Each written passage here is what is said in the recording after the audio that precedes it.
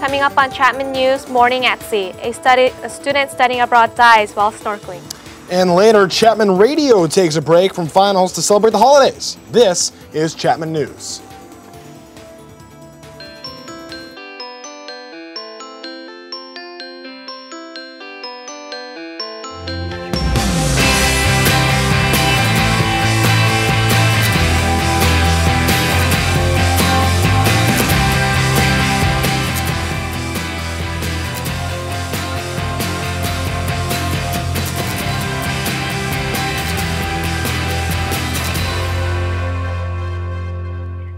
Welcome to Chapman News. I'm Trent Schlom. And I'm Joan Park. Thank you for tuning in to our last newscast of the semester. Before we begin our show, we remember the tragic events of Pearl Harbor 71 years ago today. That day, America overcame one of the most devastating attacks in history. The character of this country was revealed when we continued to fight after losing 2,000 of our best men, and ultimately, we won the war. Thank you, and God bless the veterans who served the country and those serving her now. God bless you, God bless your family, and God bless America. Semester at sea is meant to be a trip of a lifetime, but for one unfortunate student, the trip was cut short. Aubrey Swift has the details. Tragic news on Saturday aboard the MV Explorer, where several Chapman students are studying at sea. University of Virginia senior Casey Schulman died after being swept up by a boat propeller. And I honestly can't even imagine how the shipboard community would have reacted had someone on the boat that I was on died. My heart truly does go out to her family and her friends, and I wish them all the best. Schulman and a group of friends decided to charter a small boat near the island of Dominica. While snorkeling around in the water, the driver of the boat backed over Schulman, leaving her with massive injuries. Shortly after, she was declared dead at a local hospital. I'm going on the spring 2013 voyage. I'm really looking forward to it, but hearing about the whole incident that just happened was really kind of a bummer just going into it. It really makes me think though, you know, yesterday is already over and tomorrow is never promised, so really kind of gotta live every day to its fullest. On Sunday, a memorial was held aboard the MV Explorer, where friends and classmates remembered Casey as always being the girl who lit up the room. This is Aubrey Swift reporting for Chapman News. University of Virginia is in the works of planning a memorial service for Schulman. The MV Explorer docks in Fort Lauderdale, Florida later this afternoon. Yeah, a very sad story, but continue to keep her family in our thoughts and prayers. The tsunami warning in Japan has been lifted a few hours after a 7.3 earthquake hit Miyagi coast of Japan overnight. Buildings in Tokyo swayed for minutes. There were reportedly several injuries, though no deaths have been reported. This is the same area that was hit by a massive earthquake in 2011. Busy time of the year for Chapman Public Safety. Undie Run right around the corner and holiday tourism up around town. Bailey Maloney is standing with Chief Randy Burba. Bailey?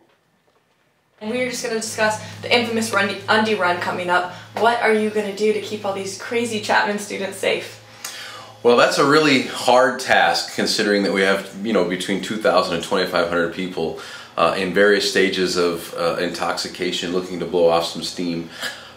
So one of the things that we try to do is just create kind of a blanket or a net of safety around the campus and kind of from here to the circle. So we partner with the Orange Police Department, and they help us kind of line the route so that we keep cars and traffic and kind of dangerous situations from happening for about the 10 or 15 minutes it takes for the students to run down there and get back. Absolutely. Well, talking about that huge safety net that you form over Chapman University, what about all of these Panther alerts that have been going on and kind of the crime rate that has gone up in this semester? What do you think is the cause of that?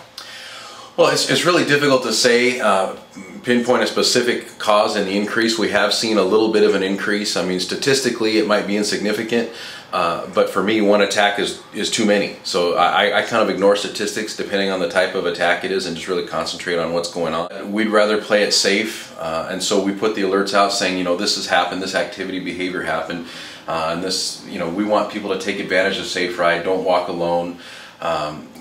Plan ahead, take some simple precautions, so until we catch the second person, because we caught the first one. I know there's three attacks, and we caught one person that was identified by one of the victims, so we know one of them's in jail. But the other one that just happened recently, obviously we've got another person, whether it's a copycat or just something not even related, we don't know. So, I think it's important people just take those precautions until we know for sure. Well, absolutely, and we thank you so much for everything you're doing. Hopefully they'll just stay this kind of scare tactic and nothing will get too out of hand. And we do appreciate those Panther alerts because I think those are really helping the students know what to do precaution-wise and what to do during a sudden attack. This has been Bailey Maloney reporting for Chapman News and Chief Burba. Thank you so much. Thanks, Bailey. Roger Gillard, the Dean of Ardris Business School, was named one of Orange County's hottest 25 leaders of 2012 by OC Metro magazine. OC Metro described him as a 21st century leader for one of the best business schools in the western United States. Gillard was named as the 10th Dean of Chapman's Business School in August. He is a Harvard graduate and a former partner of the Boston Consulting Group, a $3 billion global management consulting company that advises some of the world's largest corporations. His father is a Chapman alumni, and his recent award by OC Metro will certainly draw attention to his immense success. Students came together in efforts to create a new wave of positivity on campus. Courtney Thomas has more. Our things and for our nonprofit, and then we'll have, how cool would that be? Yeah, we are that school. Yeah. For those looking to get involved and make a difference, a new club has started on campus called I Am That Girl. So I Am That Girl is a nonprofit organization that is nationwide that helps empower girls to learn to love themselves and to discover their true purpose and worth. The club's meetings are based around creating meaningful conversation, trying to eliminate negative gossip and media, while inspiring others. I Am That Girl is also partnering with the Project Hope Alliance, a nonprofit organization which helps educate and feed homeless children. So we have the opportunity to meet with them once a month and either teach them or take them on field trips or have one-to-one activities where we can really truly help them and bring them up as well. So we can take what we've learned in our club and help apply it to their daily lives. I Am That Girl aims to build a community both on and off campus that inspires students to discover their innate self-purpose and worth. From the Davis Community Center, I'm Courtney Thomas, Chapman News. The club meetings are held on Wednesday at 8 p.m. For more information, check them out on Facebook. As the end of the semester approaches, Chapman Radio hosted their final event of the fall. Wes Rappaport brings us the story. Fans of Chapman Radio rolled their way to the Holiday Skate Center last night to celebrate the end of the semester. The annual event aimed to promote a relaxing environment to de-stress before finals. It's just an excuse for everyone to get together, kind of play off some nostalgia, your youth of skating around, and play some awesome music. Chapman Radio staff members are pleased with this semester's productivity. Diversity. Everyone has great shows. They're all different, but they're just really good. The threat of looming final exams didn't stop some students from coming out to the rink. I've always wanted to roller skate, and tonight I had an essay to do, and I really didn't want to do my essay, so I thought I might as well go out and support Chapman Radio and come to the roller rink. It looked like a lot of fun, so I had to give it a shot myself and lace up. It is a lot harder than it looks. So as you can see, a lot of fun out here at the Holiday Skate Center supporting the Chapman Radio Roller Disco. At the Holiday Skate Center, I'm Wes Rappaport, Chapman News. Thanks, Wes. Clearly the madness has already begun for several students. Glad they're taking their studies so seriously, and Wes, you got to work on the skating, bud. Coming up next, Brianna will give you all the updates and weather. Plus, we'll sit down with the Dean of the Law School, Tom Campbell. That and more on Chapman News. Coming up, I'll let you know if winter frost is coming to town. Stay tuned for the weather. Nice. Yes, go! Yes! No! Come on!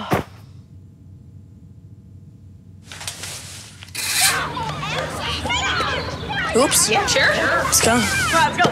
Moms everywhere are finding ways to keep kids active and healthy. Works every time. Get ideas, get involved, get going at letsmove.gov.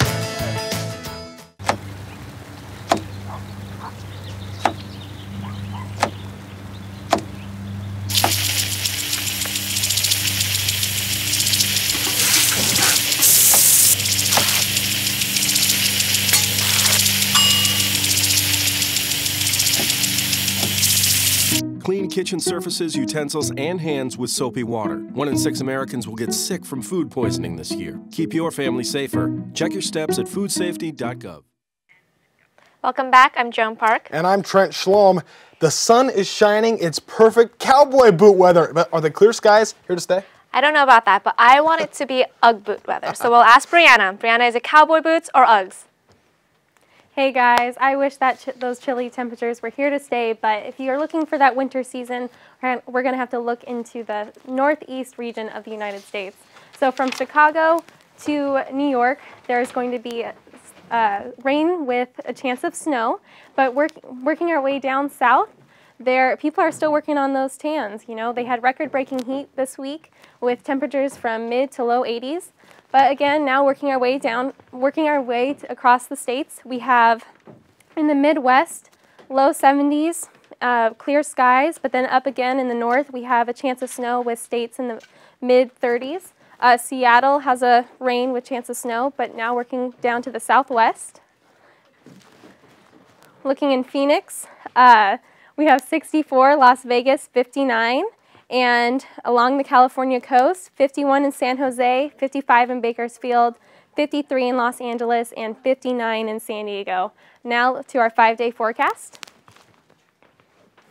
In Friday today, we have fog until mid-afternoon with a high of 73, low 49. Saturday and Sunday, we have low 70s, and Monday and Tuesdays bring us clear skies and mid-70s temperatures. Back to you guys at the front desk. All right, thank you so much, Brianna. So here we have Dean Tom Campbell. He's a former United States Congressman and a California State Senator, in addition to being a candidate for the U.S. Senate in 2010. And today he is the Dean of Chapman University Law School. Dean Tom Campbell joins us. Dean Campbell, thank you so much for being here today. My delight. Nice to be with you and great to be at Chapman. Thank you. So for starters, we know that the Chapman University Law School's pass rate was at 82%. Oh, yes. Which Best was, in history. Yeah, best in history. So how do you feel about that? Oh, tremendous. Look, the law students are totally jazzed about it.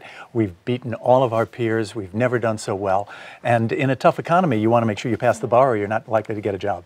And when you're looking at ultimately what kind of the direction you want the law school to go, are you saying that maybe you want to be looking more toward that passing the bar exam or getting jobs the priority? It's essential to pass the bar to get the job, so the two go together. The key, though, is to be ready to go and do the job, skills training. Here's how I look at it. When you graduate from Chapman Law, I want you ready to take a deposition, to prepare a real estate lease, to answer an interrogatory, to do everything that a lawyer is supposed to do, to examine a witness, to speak with a client.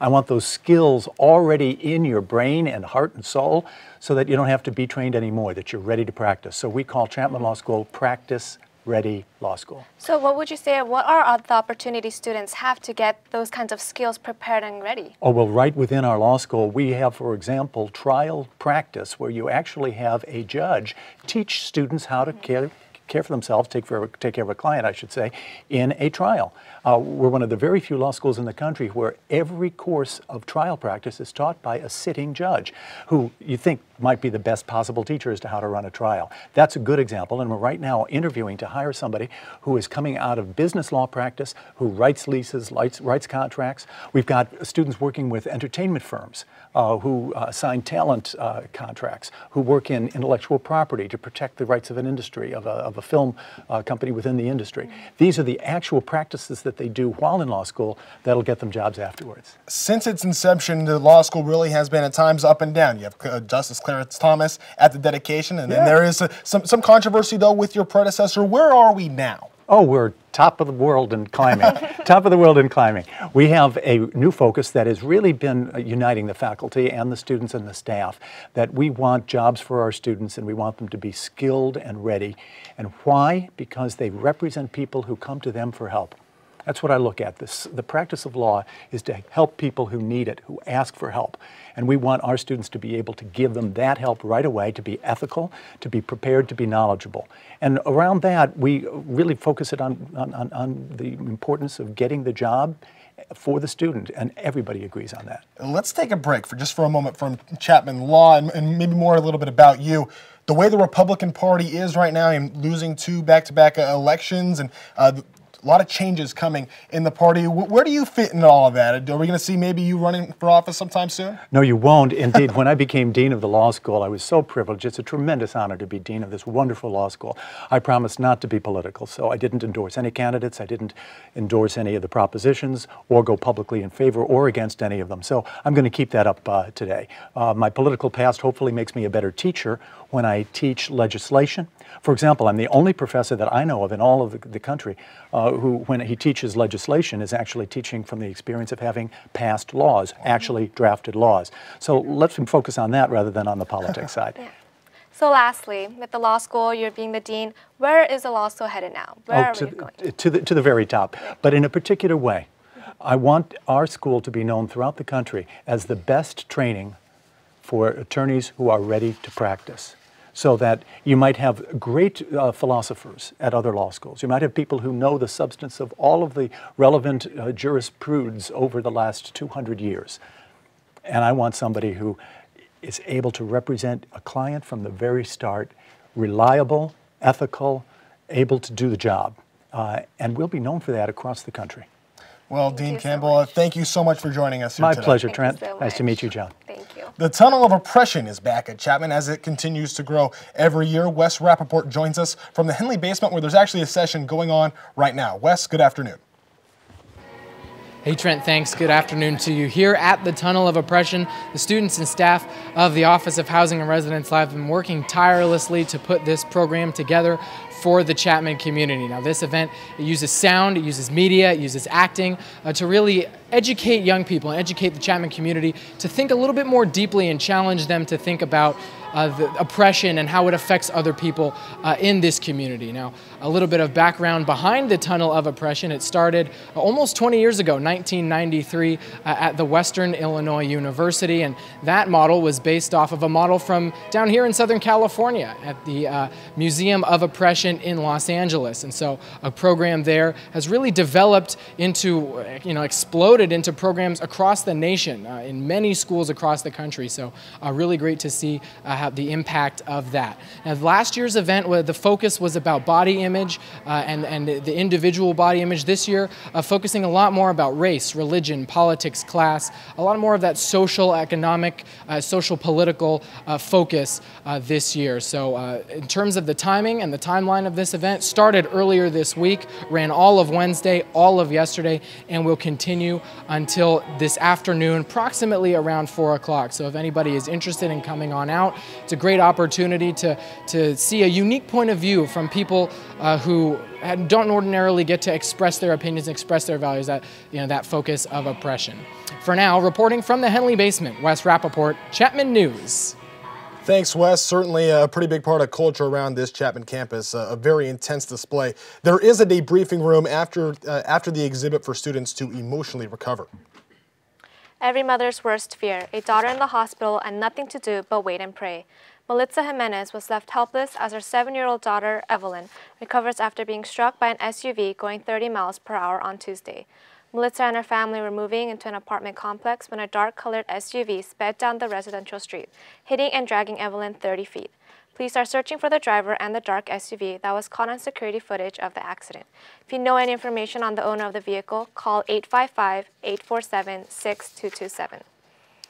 A man is injured in Buena Park after a shooting Thursday. Officers arrived at a hotel on Beach Boulevard after reports of shots fired around 3 a.m. Police discovered a 32-year-old man with a gunshot wound to his lower back. The victim has not yet publicly been identified, but is expected to survive. The shooter has been described as an adult male. He reportedly fled the scene in an unknown vehicle before police arrived. Police have yet to comment as to the motive of the suspect.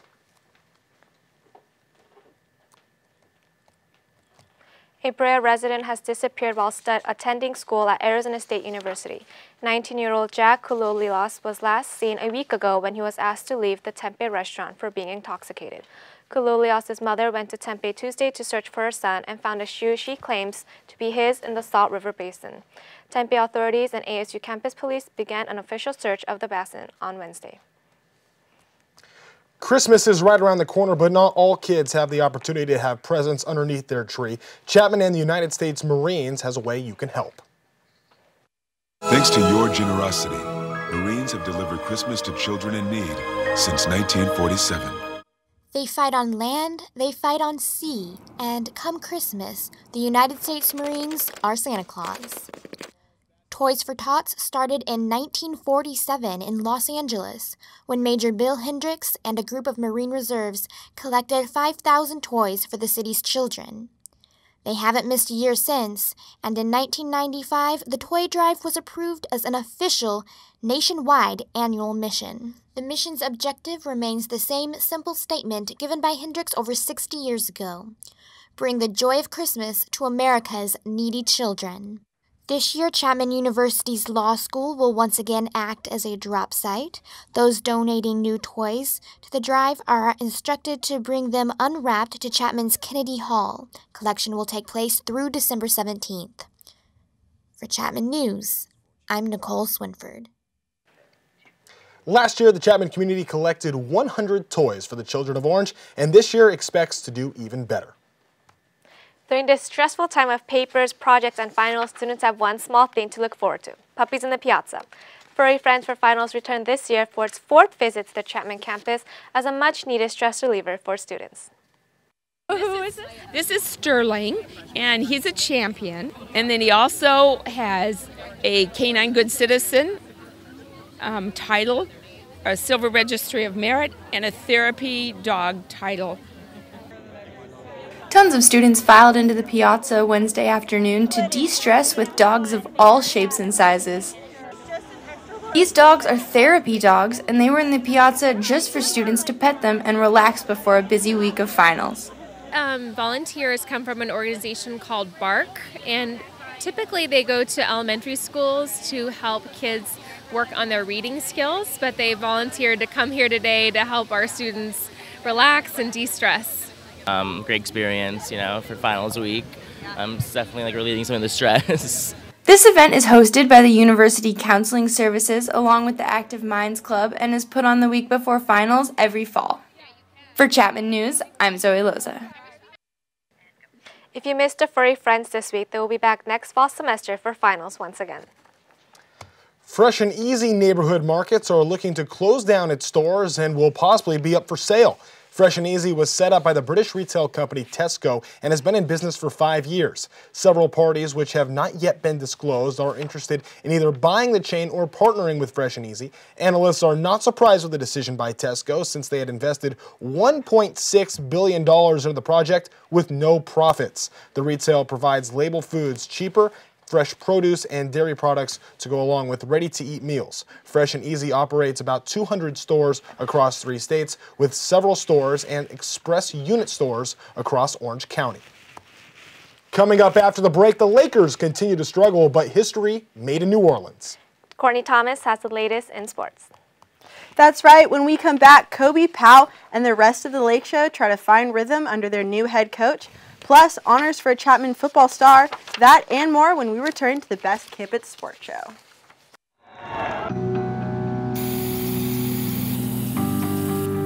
Turning a 20-foot wall into a canvas takes vision. So will getting into college. I've got what it takes. So do you. I just moved in with his family, and it's embarrassing. The little one, he likes to go outside and crawl around in the giant litter box. I don't know what he's doing. Oh, poop already. You're making me nervous.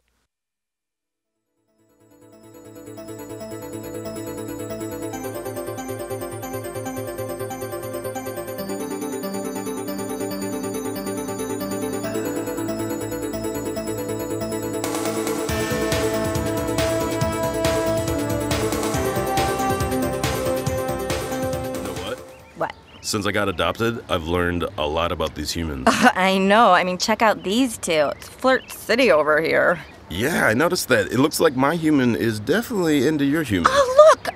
I think she's getting his number. Nice. Your human's got some sweet moves. Takes after his dog.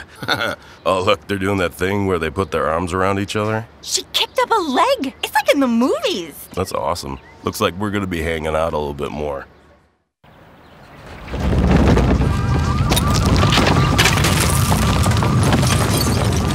Up to 40% of businesses never recover after experiencing a major disaster. Make a plan at ready.gov/business. Welcome back. I'm Trent Shalom. And I'm Joan Park. We're back here with Courtney Thomas and the best campus sports show. And now, Courtney, disappointing start for the Lakers so far, but please tell me what's going on with the Lake Show. All right, we got a lot of purple and gold for you today. We begin history made in New Orleans Wednesday night. Kobe Bryant scoring his 30,000th career point. Bryant becomes the 5th player in NBA history to reach this 30,000th point. The others, Kareem Abdul-Jabbar, Karl Malone, Michael Jordan, and Wilt Chamberlain. Bryant is the youngest player to reach this 30K point, though it took him the most amount of games. The future Hall of Famer's greatest scoring accomplishment was in 2006 when he scored 81 points against the Toronto Raptors. As for Kobe's teammates, they're in New Orleans facing the Hornets for the second back-to-back game. Kobe Bryant weaves his way to the basket and scores that 30,000th career point. Kobe Bean Bryant is now the youngest player to reach this milestone. Kobe goes and celebrates this accomplishment with his teammates. Only 8,000 more points to pass Kareem. Back to the Mamba with the steal, ignites to the fast break, and finishes with a stylish dunk. Still showing off after his 16th season. Hornets, Ryan Anderson from UC Berkeley stepping out and hitting a 3. He was the game high scorer with 31 points, but it still was not enough for the Hornets. The Lakers were able to take the win as they look to conclude their road trip in OKC against the Thunder tonight at 6:30.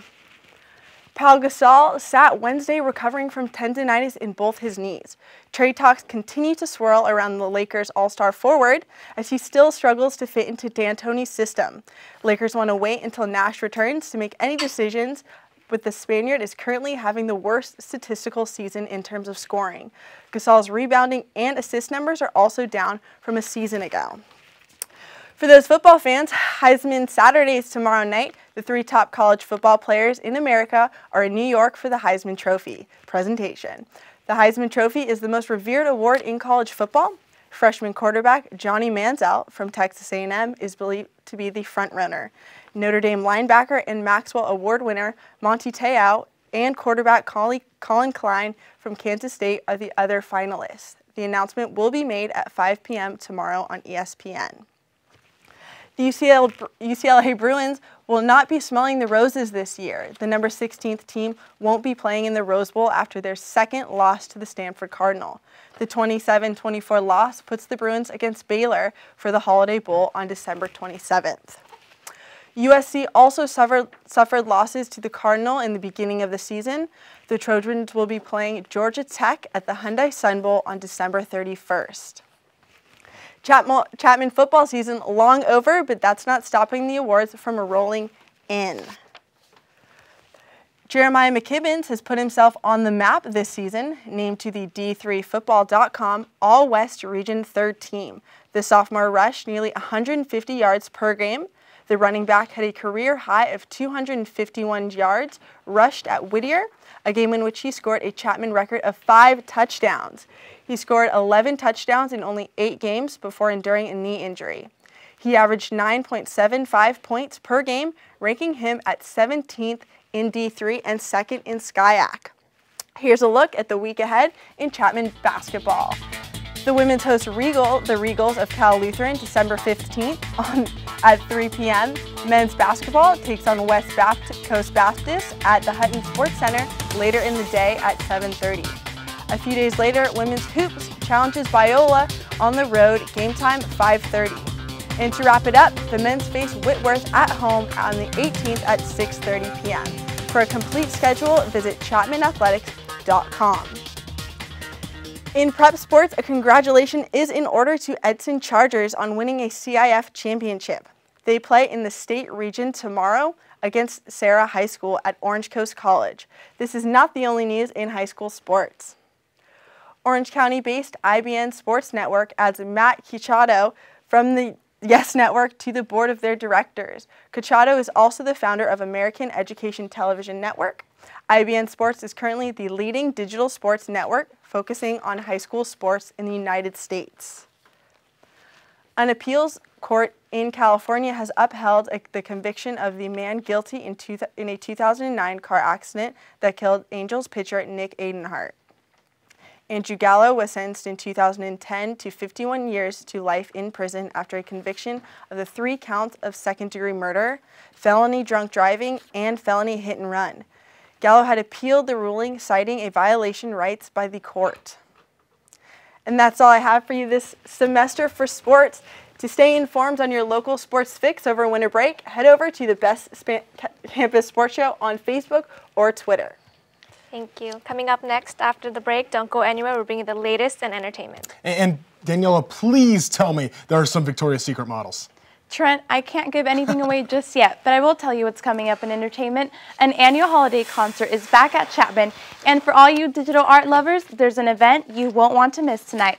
And in case you missed the Grammy nominations, I've got all the highlights coming up after the break.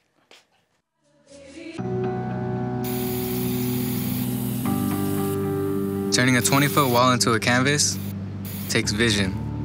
So will getting into college. I've got what it takes. So do you.